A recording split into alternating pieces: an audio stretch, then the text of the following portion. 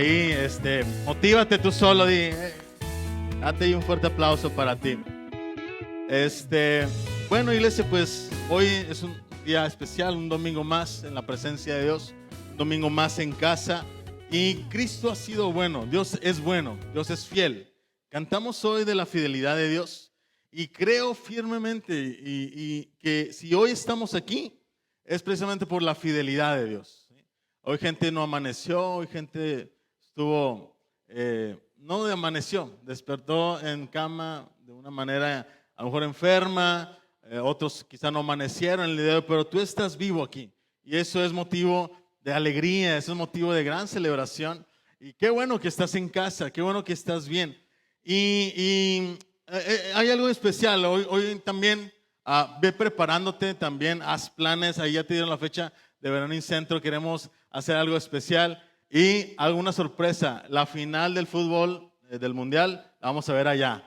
Es domingo y ahí se va a presentar la final del fútbol, no sé quién vaya a ser, pero vamos a verla ahí en familia. Ya justamente recuerda, tenemos bautizos también el domingo, tenemos bautizos. Si tú no has sido bautizado, acércate conmigo o con mi esposa. Seguramente el siguiente paso, si tú ya crees en Jesús y crees que Dios te redimió y crees que Dios te ha limpiado de todo pecado y de toda maldad y ahora has puesto tu mirada en Cristo, ahora quiero decirte una noticia, eres nueva persona en Cristo Jesús. Las cosas viejas han pasado, eres nueva criatura. Y sabes algo, el siguiente paso ahora para ti, si tú ya aceptaste en Cristo como tu Señor y Salvador, el siguiente paso para ti es bautizarte. ¿Qué es el bautismo? Es un testimonio público de lo que ya pasó en mi corazón. En mi corazón he muerto al pecado, he muerto la vida pasada y resucité en una nueva persona gracias a Cristo Jesús. Y ese es el bautismo, morir al pecado y levantarnos en Cristo Jesús. Si tú no has sido bautizado y quieres seguir aprendiendo de Cristo, quieres seguir avanzando en el reino de Dios, bautízate. Así que acércate con nosotros y seguro vamos a platicar contigo, vamos a tener un curso para ti, para los nuevos creyentes, los que recibieron a Cristo en su corazón. El siguiente paso es bautizarse, ¿ok? Amén.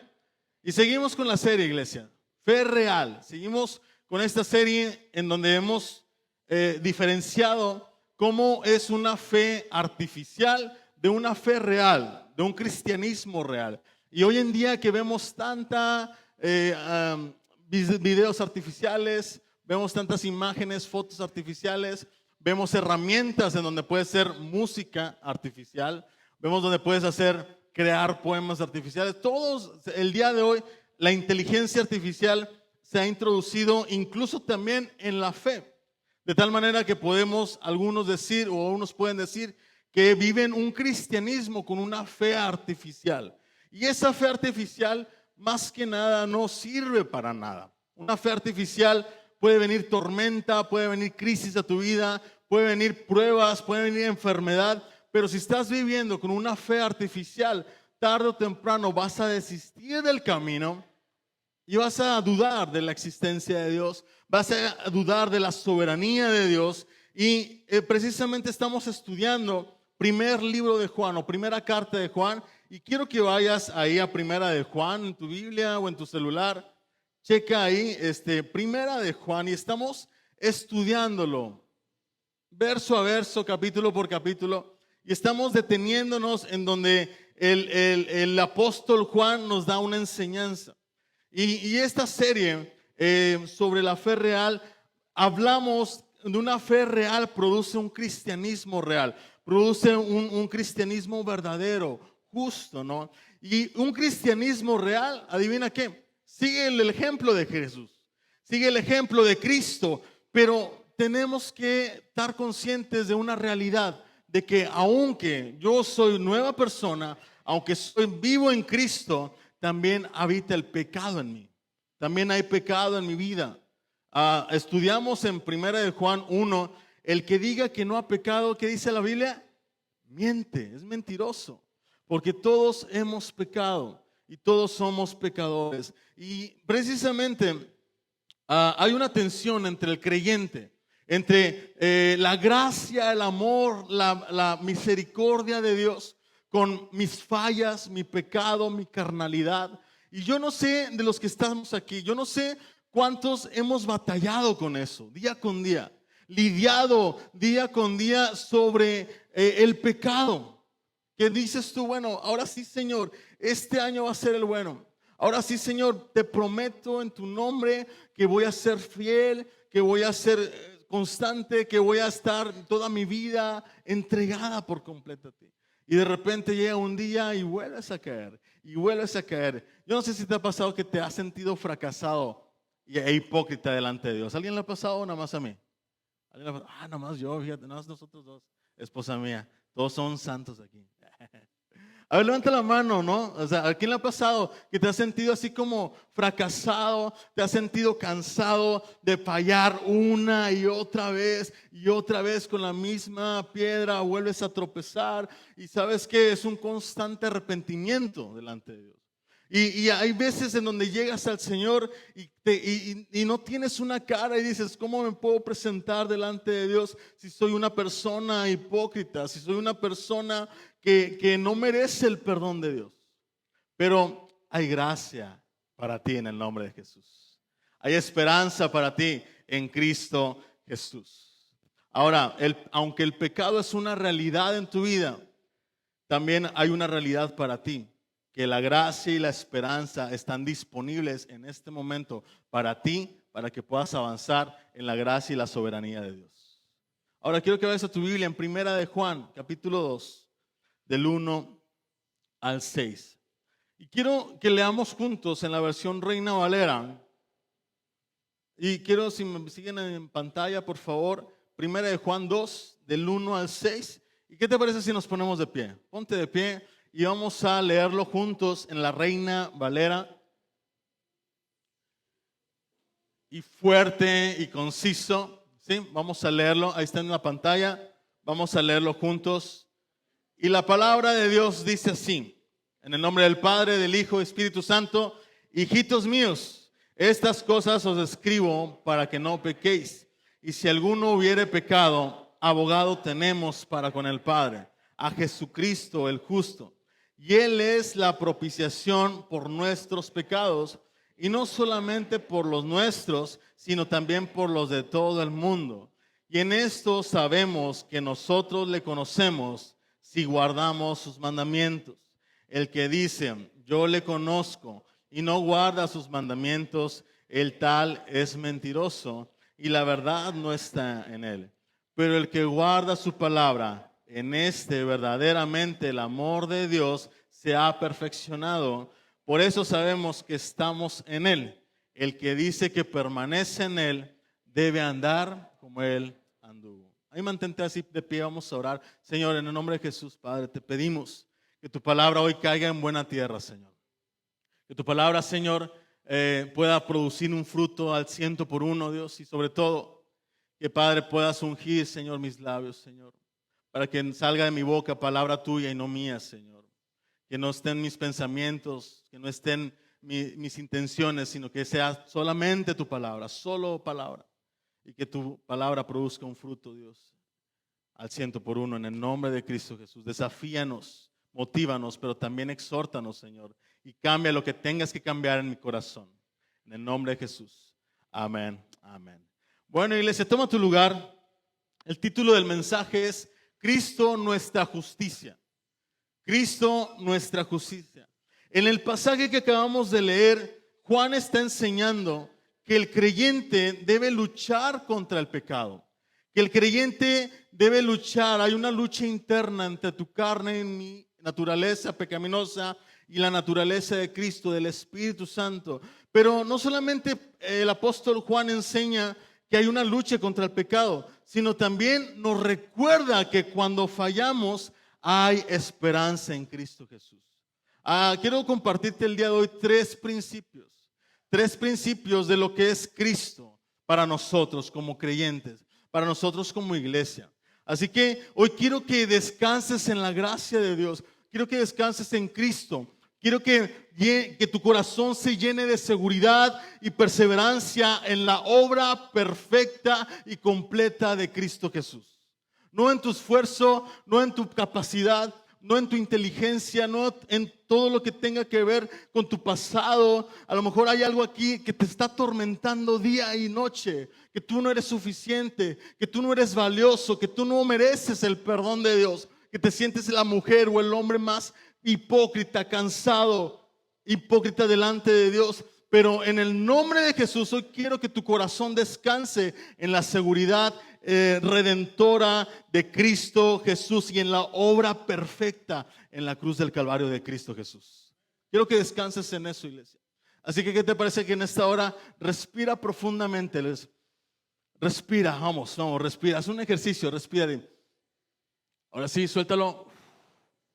Pobre de ti que no hayas comido cebolla, ¿verdad? O algo. Ahí le aventaste el tufo al de enfrente. Pero nuevamente, un ejercicio, respira. 10 segundos. Manténlo. Suéltalo. Respira. Quiero que eso hagas en el nombre de Jesús el día de hoy. Y hoy vas a salir descansado, vas a salir relajado, porque hay gracia para ti en el nombre de Jesús. ¿Cuántos dan gloria a Dios en eso? Dale un aplauso al Señor. Vamos.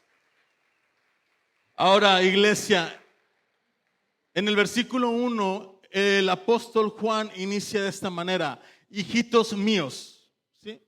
Estas cosas os escribo para que no pequéis. Y si alguno hubiere pecado, abogado tenemos para con el Padre, a Jesucristo el justo. ¿Sí? Juan comienza diciendo esto: estas cosas os escribo para que no pequéis. ¿Cuáles cosas? Solamente hay que recordar el verso anterior, hay que recordar el capítulo 1, en donde en el capítulo 1 nos recuerda algo, la realidad del pecado en mi vida. Nos recuerda que aunque soy nuevo, también soy pecador. Y me dice Juan en el versículo 8, por ejemplo, del capítulo 1, en el versículo 10 del capítulo 1, si pecamos, si confesamos nuestros pecados, Él es fiel y justo, gracias, para perdonar nuestros pecados y limpiarnos de toda maldad. Pero nos dice, ¿sabes qué? Si decimos que no hemos pecado, mentimos. Así que Juan tiene una realidad y está consciente de dos cosas. Número 1, que todos somos pecadores, pero también número 2, que hay gracia para ti, que hay esperanza. Y el evangelio realmente nunca hace las paces con el pecado. De hecho, es lo opuesto al pecado. Pero algo que tú y yo debemos de saber, iglesia, es que la cruz nos recuerda que el pecado es infinitamente serio. Que tan serio que provocó que su Hijo Jesucristo, el Hijo de Dios, fuera a la cruz en tu lugar. Fuera a la cruz en tu lugar y en mi lugar. Triturado por el peso de la justicia divina, Dios en su divinidad, en su santidad, demandaba que el pecado producía la muerte, pero por eso mismo Él escogió a su Hijo para que muriera en tu lugar. Y por eso es que ahora podemos descansar en la gracia de Dios. No importa lo que hayas hecho, no importa tu pasado, no importa lo que hayas pasado en este año, en el pasado, la obra de Cristo es perfecta y suficiente para ti. Así que hay que tener dos cosas conscientes, iglesia: de que el pecado en nuestra vida es una realidad. La semana pasada hablamos un poco de esto, de cómo está la presencia del pecado en mi corazón. Por más que me esfuerce y me afane de ser bueno, santo, justo, no puedo. Necesito ver a Cristo, el justo, el bueno y el perfecto, para que mi corazón ahora sí pueda descansar en esa obra perfecta de Cristo Jesús. Ahora, como pecadores tenemos que saber algo, iglesia, que el pecado produce efectos en nuestra vida, que trae consecuencias para ti, que trae consecuencias para tu familia, que trae consecuencias para tu futuro. Y quiero compartirte rápidamente 5 cosas que produce el pecado en tu vida. Número 1, el pecado en primer lugar nos separa de Dios. Nos separa de Dios. Isaías 59:2.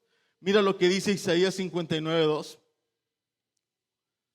Dice la palabra de Dios: son sus pecados los que los han separado de Dios. A causa de esos pecados, Él se alejó y ya no los escuchará. Es decir, iglesia, está hablando, Isaías recuerda que está profetizando al pueblo de Dios y el efecto más grande, después Pablo nos menciona que el pecado nos separa literalmente de Dios.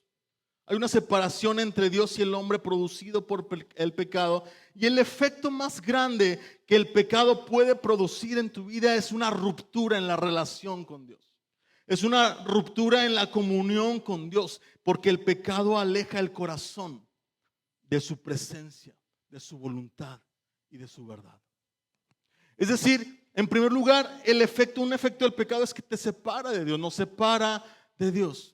Ahora, yo no sé cuántos de los que están aquí en algún momento de su vida terminaron con una novia o con un novio. A ver, así como que levanta tu mano. Yo terminamos. Gracias a Dios le doy, ¿verdad? Por terminar con una novia, porque si no, no hubiera conocido a mi esposa, ¿verdad? No hubiera conocido al amor de mi vida. Entonces, y te dices tú, bueno, a lo mejor dices tú, en aquel momento, a lo mejor o tú has experimentado algún tipo de separación de tus hijos, de tu esposo, lo que, no sé, sea por algún fallecimiento, por algún divorcio. Sabes que una separación es dolorosa. Sabes que cuando algo se rompe, se duele en el corazón. Y el efecto principal del pecado es que nos separa de Dios. Vivimos en una separación completa gracias al pecado. Y la realidad es esta, es que sin Cristo, si no hubiera Cristo en la historia, tú y yo estuviéramos separados de Dios. Otro efecto del pecado es que el pecado trae muerte. Romanos 6:23, porque la paga del pecado es muerte. Es decir, según la ley de Dios, según la divinidad de Dios, Él requiere que el pecado produzca muerte. Según la ley de Dios, la paga del pecado es muerte. Es decir, no solamente una muerte física, sino también una muerte espiritual, una muerte emocional y una muerte eterna. Así como existe la vida eterna que Cristo ofrece para ti a través del sacrificio perfecto de Cristo Jesús, asimismo hay una muerte para aquellos que no desean creer en Cristo. Para aquellos que no desean poner sus ojos en el Señor, la consecuencia de este pecado es que hay una muerte espiritual. Hay una muerte que me separa de Dios, porque todo pecado lleva a destrucción, porque está separado de la fuente de vida que es Cristo y Dios Todopoderoso. Ahora, en tercer lugar, un efecto más del pecado es que el pecado esclaviza. Juan capítulo 8:34, el pecado esclaviza. Mira lo que dice Juan en su Evangelio 8:34, dice: todo aquel que hace pecado, ¿qué dice? Esclavo es del pecado. El pecado promete una satisfacción momentánea, un placer momentáneo que produce en ti una dopamina, que te quieres más, que quieres más en tu presencia, placer momentáneo, placer temporal. Y realmente lo que el pecado promete a ti es libertad, pero es al contrario, termina dominando tu corazón, termina dominando tus pensamientos, termina dominándote todo. Y cuando menos te lo esperes, iglesia, estás tan dentro de la boca del león que cuando menos te lo esperes, ya estás a punto de ser esclavo del pecado, porque eso hace el pecado. Lo que una vez parecía una decisión termina convirtiéndose en una cadena de consecuencias. Una cadena de consecuencias. Tapas un hoyo para hacerlo más grande y la bola de nieve va creciendo, va creciendo, va creciendo, de tal manera que ya no tienes control sobre tu vida. El pecado te esclaviza. Otro efecto del pecado es que el pecado endurece el corazón. Personas que ya viven endurecidas por dentro. Ya las ves y su semblante está cansado, su semblante está endurecido, su ceja está fruncida. Y a veces no entiendes por qué va a la iglesia, porque está sirviendo, porque está alegre y te muestra una sonrisa. Pero el pecado endurece el corazón. Mira lo que dice Hebreos 3:13. Hebreos 3:13. Dice la palabra de Dios: adviértanse unos a otros todos los días mientras dure ese hoy. para que ninguno sea engañado por el pecado y se endurezca contra Dios. Un efecto del pecado es que ya no sientes algo por Dios, ya no sientes algo por tu prójimo, estás endurecido. Antes quizá a lo mejor cantabas con gozo y alegría, antes levantabas tus manos al cielo, danzabas en el Señor, pero algo pasó en tu vida que tu corazón se endureció. Que tú recuerdes en tu adolescencia o en tu juventud, dices, yo no era así. Quizá a lo mejor hay un pecado que tengas por ahí que ha endurecido tu corazón. Otro efecto del pecado es que el pecado roba tu paz y tu gozo. Isaías 57:21 dice, no hay paz para el perverso. Isaías 57:21. El pecado te roba el gozo y la paz. Y por último, iglesia, el pecado produce vergüenza y culpa. Lo que pasó en el Edén con Adán y Eva, después de haber pecado, después de darle la espalda a Dios, ellos decidieron hacer su voluntad y las cosas a su manera, de tal manera que ellos tuvieron vergüenza y culpa. Ellos empezaron a vestirse, nadie les dijo que estaban desnudos. Nadie les dijo que eso era malo o bueno. Simplemente sintieron vergüenza el uno al otro y cubrieron su cuerpo. Salmos 32:5. El salmista David, mira lo que dice, Salmos 32:5. Finalmente te confesé todos mis pecados y ya no intenté ocultar mi culpa. Me dije, le confesaré mis rebeliones al Señor y tú me perdonaste, toda mi culpa desapareció. Toda culpabilidad, vergüenza que el pecado ocasionó en tu vida, en Cristo Jesús dice, toda mi culpa desapareció. Toda mi vergüenza desapareció. Porque el pecado no confesado, iglesia, consume tu emoción, consume tu mente y tu espíritu. La pregunta para ti es, ¿estamos peleando contra aquello que Cristo ya venció? Escucha con atención. ¿Estamos peleando contra aquello que Cristo ya crucificó en la cruz? ¿O estamos aprendiendo a tolerarlo lentamente? Lo estamos tolerando, una no es ninguna, y luego una es una, ¿verdad? Dicen por ahí. Y como una es ninguna, se avientan la otra, ¿no? Y dices tú, bueno, no pasa nada, poquito de aquí, poquito de allá y poquito de esto. Pero estamos tolerando o aprendiendo a tolerar el pecado lentamente. Por eso Juan escribe, hijitos míos. Dice, hijitos míos. Por eso Juan escribe como pastor. Escribe con ternura. Observa cómo comienza, hijitos míos. ¿Por qué? Porque Juan sabe la realidad del pecado. Por eso habla con ternura pastoral. Juan entiende que la verdad doctrinal debe venir acompañada de una ternura pastoral. Porque Juan sabe que la verdad sin amor hiere. Juan sabe que la verdad sin empatía lastima. ¿Cuánto les gusta ser aquí verdaderamente crudos? ¿No? Que dicen, no, yo digo las cosas como son, ¿verdad? Yo digo, mi corazón no es bodega, ¿no? Yo digo las cosas como son. Pero sabes que a veces esa verdad puede lastimar a alguien. A veces una verdad sin amor, sin empatía, puede transmitir destrucción, puede herir a la gente. Por eso Juan habla con ternura y les dice, hijitos míos, hijitos míos. ¿Por qué? Porque sabe que el pecado puede destruir relaciones, sabe que el pecado es una lucha constante, sabe que el pecado es una carga difícil de cargar. Y lo único que Juan puede hacer es tener empatía y misericordia con los demás. Yo no sé cómo reaccionas cuando alguien más falla, por ejemplo. Yo no sé cómo reaccionas cuando alguien de tu familia cae en pecado. Cuando alguien de tu círculo cercano cae en pecado. ¿Cómo reaccionas? ¿Con gracia? ¿O reaccionas también con frialdad? Y le dices, no, eso se lo merece, ¿no? Se merece eso y más, ¿no? Eso, es más, eso no es nada, ¿verdad? Merece el infierno, merece lo peor. Porque ¿quién te da el derecho a ti de juzgar? ¿Quién te da el derecho a ti de sentirte superior si tú también eres pecador?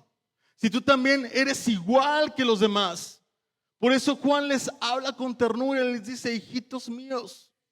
Lo único que Juan puede hacer es tener misericordia de ellos, tener compasión de los demás y no ser cruel, no ser frío cuando alguien llegase a pecar. Por eso, Iglesia Incentro, nosotros como iglesia queremos ser reconocidos por esas personas que abrazan, por personas que aman, por personas que dan gracia a aquellos que fallan y caen. No personas que señalen los errores de otros, no personas que juzguen a aquellos que fallaron, aquellos que cayeron de la gracia de Dios. Y el reto para ti y para mí es ser una iglesia que ame como Cristo amó, que perdone como Cristo perdonó, que dé gracia como Cristo nos da gracia a ti y a mí. Un ejercicio que tú puedes hacer, iglesia, es fácil. Cuando alguien produzca algo contigo, di: bueno, ¿qué haría Jesús en mí o por mí? ¿Qué es lo que hace Jesús por mí? Y lo más probable es que te vas a encontrar es que Dios va a actuar con gracia contigo, te va a perdonar, te va a dar lo mejor a ti. Es decir, tú mismo tienes que perdonar y amar a todos por igual. Por eso Juan habla así, con ternura. Una vez me tocó escuchar a cierto líder religioso, ¿no? Regañar con mucha autoridad a alguien y decirle, ¿no? Eso te pasa por no obedecer a Dios, ¿no? Eso te pasa por no obedecer a Dios. Y no solamente con es una leyenda, ¿no? Sino que lo dijo con una autoridad, lo dijo con mucha crueldad, con mucha, siendo frío con ellos. Le dijo: ¿sabes qué? Eso les pasa por andar jugando al fuego. Y ¿sabes algo, iglesia? Hay una historia en la Biblia en donde me dice lo contrario. Aquella mujer que fue encontrada pecando en adulterio. Y de repente los religiosos agarran piedras del piso y quieren matarla, como dice la ley. Ella merecía la muerte. ¿Por qué? Porque la paga del pecado es muerte. Pero de repente ella estaba pecando y es sorprendida en adulterio. Agarran piedras los religiosos del piso y están a punto de lanzarla a la mujer adúltera. De repente llega Jesús, y Jesús, con su amor, con su ternura, con su gracia, se para delante de aquellos religiosos fariseos y les dice: ¿qué traen contra esta mujer? El que esté libre de pecado, que tire la primera piedra. De repente empezaron a caer las piedras poco a poco. Y nadie fue capaz ni tan valiente para apedrear a aquella mujer, porque sabían que ellos eran tan pecadores como esa mujer. Y sabes que tú y yo somos tan pecadores como esa mujer. Igual. Y no te da el derecho de agarrar una piedra y lanzar un juicio contra alguien. No te da el derecho de agarrar una piedra y señalar a aquella persona que sí falló solamente porque tu pecado no es tan evidente como esa persona. No te da el derecho de juzgar ni de apedrear a personas que están fallando de la misma o peor manera que tú, pero solamente la consecuencia es que tu pecado o el pecado de esa persona no es tan evidente como el tuyo o como de otra persona. Por eso Juan habla con ternura, iglesia. Quizá tu pecado no es tan evidente que otros, pero a lo mejor dices tú: bueno, yo no fui infiel. Pero ¿qué tal tu orgullo? ¿Qué tal tu envidia? ¿Qué tal tu lengua, iglesia? ¿Qué tan larga está tu lengua? Porque ¿sabes qué? A veces decimos: no, yo no hago esto, pero a lo mejor hay orgullo en tu vida. Hay rencor y odio en tu corazón. La realidad es que el pecado trae consecuencias. Esa es una realidad. Pero debemos recordar que también yo soy igual de pecador y no tengo la autoridad moral para ser frío y cruel. Y Juan lo sabía. Por eso llama a sus lectores: hijitos míos. Hijitos míos. ¿Qué les dice a sus hijos? Y añade, dice: si alguno hubiere pecado. Es decir, no está promoviendo una permisidad, no está siendo tolerable con el pecado, está reconociendo que el ser humano es frágil, humanamente es frágil. Y aquí está encontrando la doctrina de la santificación progresiva. Es decir, tú nunca vas a ser completamente santo hasta que Cristo venga por ti o tú partas con Él. No vas a poder vivir en una santidad completa aquí en este plano terrenal. Y Juan lo sabía. Sabía que el creyente verdadero no vive ya bajo la esclavitud del pecado, bajo el dominio del pecado, pero sí experimenta la presencia del pecado. Pablo en Romanos 7, una vez más dice Pablo, por más que me afano, por más que quiero hacer lo bueno, ¿qué dice? Termino siendo lo malo. Por más que me lo proponga, de que este año voy a leer toda la Biblia, de que este año no voy a faltar a la iglesia, de que este año voy a ser mejor persona, de que este año voy a ser mejor cristiano, por más que yo me esfuerce, dice Pablo, termino haciendo lo contrario. No doy, no sirvo, no soy generoso, no perdono. Yo quiero perdonar, pero no perdono. Yo quiero amar, pero no amo. Yo quiero dar, pero no doy. Y dice Pablo, por más que me afano por hacer el bien, termino haciendo lo que es contrario. Entonces, ¿dónde radica la diferencia, iglesia? La diferencia es que antes amábamos el pecado, nos sentíamos satisfechos con lo que hacíamos, amaba lo que hacía, pero ahora luchamos contra el pecado. Antes corríamos hacia las tinieblas, ahora corremos hacia la luz admirable. ¿Cuántos dicen amén? A encontrar reposo, a encontrar refugio. ¿Y qué sucede si llegamos a pecar? Dice el apóstol Juan, versículo 1. Si alguno hubiere pecado, ¿qué pasa? Abogado tenemos para con el Padre. ¿Cuántos dan gloria a Dios por esto? La palabra abogado en el original hebreo se escribe parakletos, o griego se escribe parakletos, que significa defensor, representante, intercesor o alguien que se pone al lado tuyo, ¿no? Al lado tuyo.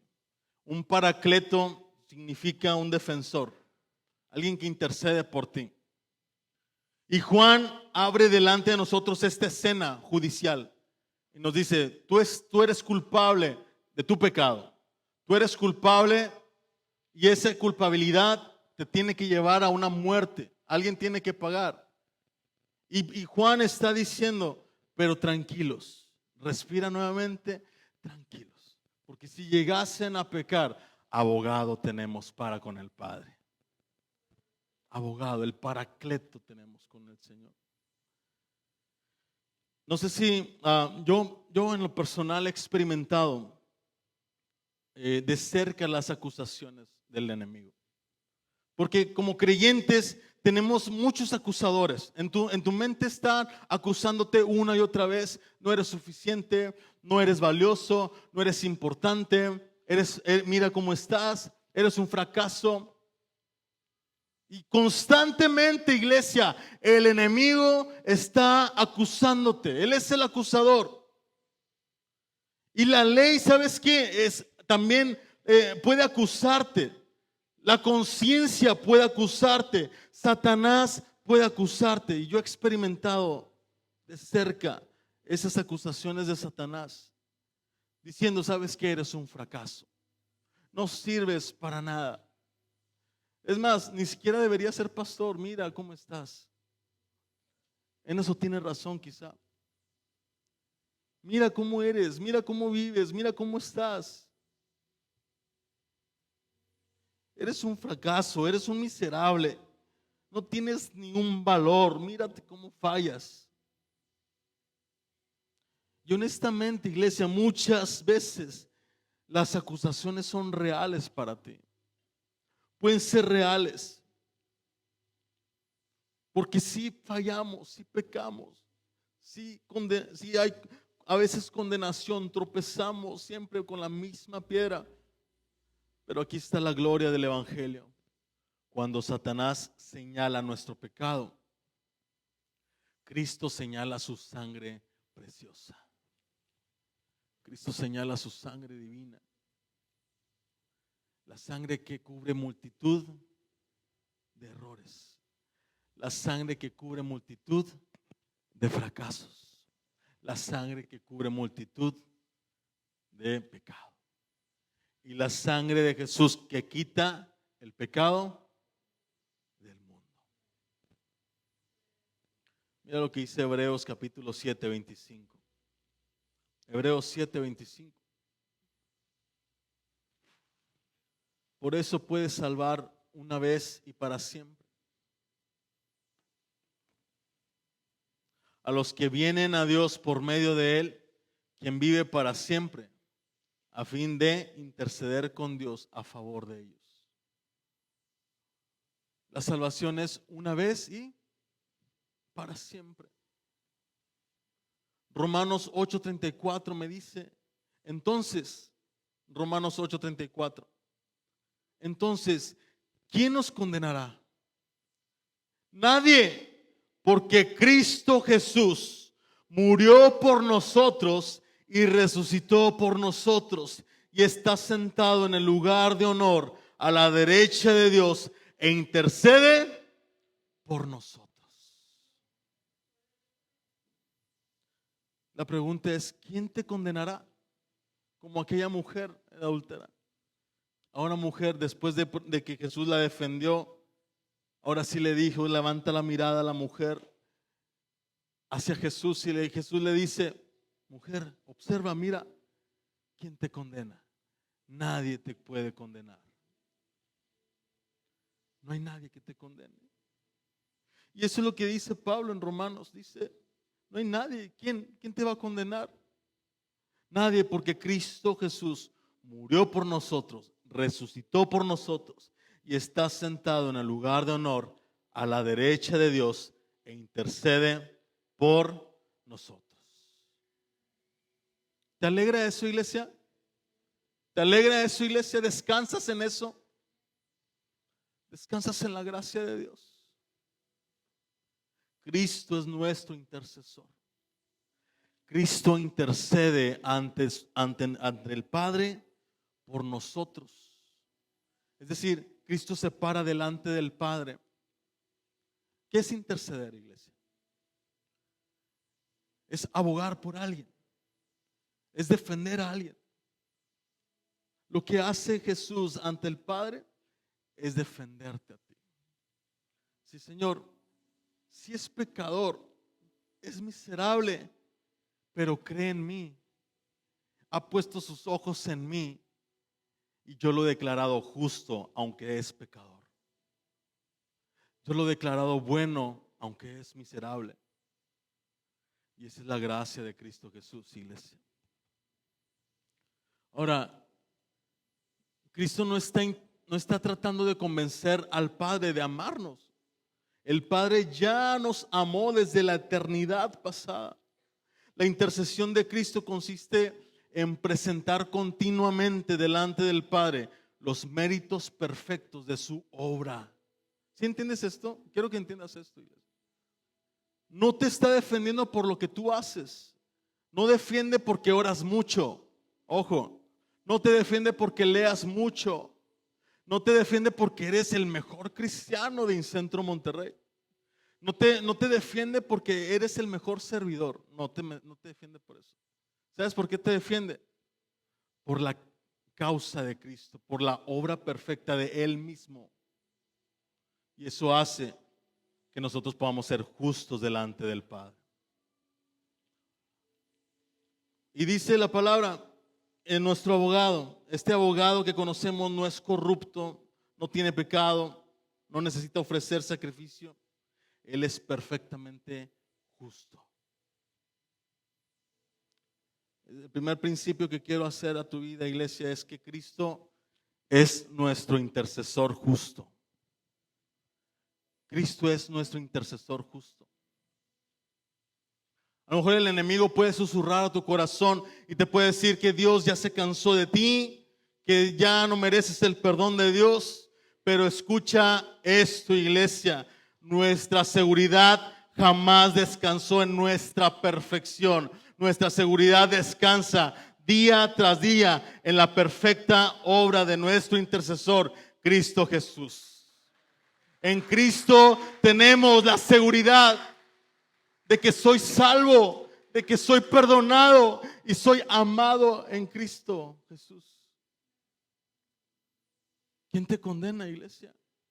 ¿Quién te está condenando? Ahora dice el verso 2. No solamente es nuestro abogado justo, también Él es nuestra propiciación por nuestros pecados. Nuestra propiciación. ¿Qué es esta palabra? Propiciación. ¿Qué significa? La palabra propiciación significa satisfacción de la justicia divina. Eso es propiciación. Es una satisfacción de la justicia de Dios. ¿Entiende esto? Escucha. Dios, como un Padre justo, merece que todo el universo y toda la existencia del universo pueda reconocerle como el Señor justo. Y como es Dios, su ley requiere justicia. Y cuando no hay justicia, entonces debe haber una paga. Y la palabra propiciación significa que la justicia está establecida, que la remoción de la ira de Dios fue mediante el sacrificio de Cristo Jesús. Los que estudiaron derecho aquí, son varios que han estudiado derecho, o si conoces algo de derecho sabrás que la ley siempre va a requerir de alguien que pague, ¿no? Si tú infringiste la ley, debes de pagar. Y tú y yo lo hicimos en la ley de Dios. Por tal motivo debemos de pagar, iglesia. Pero alguien más pagó por ti. Y nos dice Juan, Cristo, el abogado justo, no solamente es tu abogado, es la propiciación de nuestros pecados. La propiciación viene del antiguo pacto, en donde había un propiciatorio, en donde en ese propiciatorio ahí se sacrificaban a los animales, derramaba la sangre y esa sangre era la redención de pecados para aquella persona. Entonces la palabra propiciación significa que la ira de Dios ya está satisfecha, ya no merece ningún pago, ya está la deuda pagada, la deuda ya está más que clara. Y ese es el corazón del evangelio, iglesia, porque la cruz no fue simplemente un ejemplo de amor, la cruz también es un ejemplo de juicio perfecto. Isaías 53, si tú lo lees en tu casa, te vas a dar cuenta que dice el profeta Isaías, el castigo de nuestra paz, ¿qué dice? Fue sobre él y por su llaga fuimos sanados. Segunda de Corintios capítulo 5, 21 dice, Segunda de Corintios 5, 21, al que no conoció pecado, por nosotros lo hizo pecado, para que nosotros fuéramos hechos, ¿qué dice? Justicia de Dios en él. Por nosotros se hizo pecado, no pecador. Entiende este pasaje, iglesia. En la cruz Él llevó todo el pecado del mundo en sus hombros. Todo el pecado de tuyo y mío en sus hombros. Y en la cruz Cristo tomó mi lugar, cargó mi culpa, absorbió toda la justicia y la condenación y soportó la ira de Dios sobre Él mismo. Esa ira que iba a ser sobre ti, Cristo la absorbió. Hay una frase de Martín Lutero, o más bien Martín Lutero le llama a este momento el glorioso intercambio. El glorioso intercambio. ¿En qué consiste este glorioso intercambio? Este intercambio consiste en que nuestro pecado fue imputado en Cristo y la justicia de Cristo fue imputada en mí. ¿Entiendes esto? Más o menos, ¿sí? ¿Qué quiere decir esto? Que nuestro pecado, que mi pecado, todo lo que yo llevo dentro fue puesto en Cristo Jesús. Y este intercambio es de que la justicia, la bondad de Dios en Cristo Jesús fue puesta en mí. ¿Entiendes esto? Este es el glorioso intercambio. En la cruz Él intercambió nuestro pecado por su justicia. Y ahora tú puedes vivir en paz porque Dios ve a través de los ojos de Cristo y te ve justo, te ve bueno, te ve perfecto ante los ojos de Dios. ¿Te crees eso, iglesia? Imagina entrar a una corte. Imagina que entras a una corte. Completamente eres culpable, has asesinado a alguien, no hay defensa, no hay argumentos para ti, la sentencia del juez es correcta y entonces alguien inocente entra y dice: yo pago la condena de este hombre, yo pago por él. Eso es lo que hizo Cristo por ti. En segundo lugar, iglesia, el segundo principio es que Cristo es nuestra propiciación perfecta. Y quiero que en esta hora puedas ponerte de pie.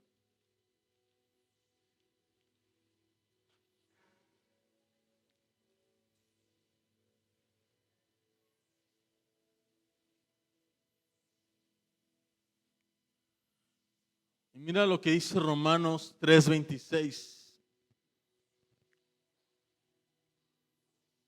Romanos 3:26. Dice la palabra de Dios: a quien Dios puso como propiciación por medio de la fe en su sangre, para manifestar su justicia, a causa de haber pasado por alto en su presencia los pecados pasados, con la mira de manifestar en este tiempo su justicia, a fin de que Él sea justo y el que justifica al que es de la fe de Jesús. Según la de justicia de Dios, como es un Dios justo, requería que satisfacer su ira, porque lo hicimos enojar con nuestro pecado. Y esta ira fue descargada en el Hijo de Dios, no sobre ti, no sobre nadie más, en el Hijo de Dios. Charles Spurgeon dijo una vez: Dios es más santo de lo que imaginamos, pero también más misericordioso de lo que podríamos soñar. Ese es nuestro Dios. Ese es nuestro Señor. Y por último, iglesia, si Cristo murió por nosotros para perdonarnos, Cristo también murió para transformarnos. Termina el apóstol Juan esta frase o esta idea del verso 3 en adelante. Dice la palabra de Dios en 1 Juan: y en esto sabemos que nosotros le conocemos si guardamos sus mandamientos. El que dice yo le conozco y no guarda sus mandamientos, él tal es mentiroso y la verdad no está en él. Pero el que guarda su palabra, en este verdaderamente el amor de Dios se ha perfeccionado. Por esto sabemos que estamos en él. El que dice que permanece en él debe andar como él anduvo. ¿Qué es lo que requiere todo esto? ¿Hacia dónde me lleva? Saber que Cristo es mi abogado e intercesor, saber que Cristo es la propiciación perfecta. ¿Hacia dónde me lleva? Hacia reconocer que Cristo transforma a aquellos que creen en Él. Y nos dice, es esto: el que dice que permanece en Él debe andar como Él anduvo. Ese es un reto para ti y para mí, iglesia, en que aún con nuestra incapacidad de ser agradables ante los ojos de Dios, yo puedo tener el Espíritu Santo, me motiva día y día a poderle agradar a Dios y poder andar como Jesús anduvo.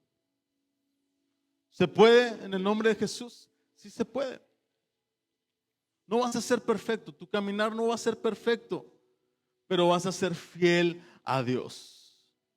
Y Dios dice: fiel en lo poco, en lo mucho te pondré. Entra en el lugar del paraíso, entra al gozo de tu salvación. Así que en esta hora, iglesia, hay una frase que termino con esto. Dice Juan Calvino, dice lo siguiente: la fe sola salva.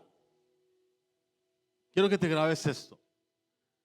La fe sola salva. ¿Sí? Somos salvos por fe. No tienes que hacer nada para agradarle a Dios. Ya está todo hecho en Cristo Jesús. ¿Entiendes esto?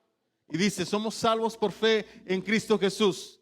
La fe sola salva, pero la fe que salva nunca viene sola. La fe que salva siempre viene con obediencia,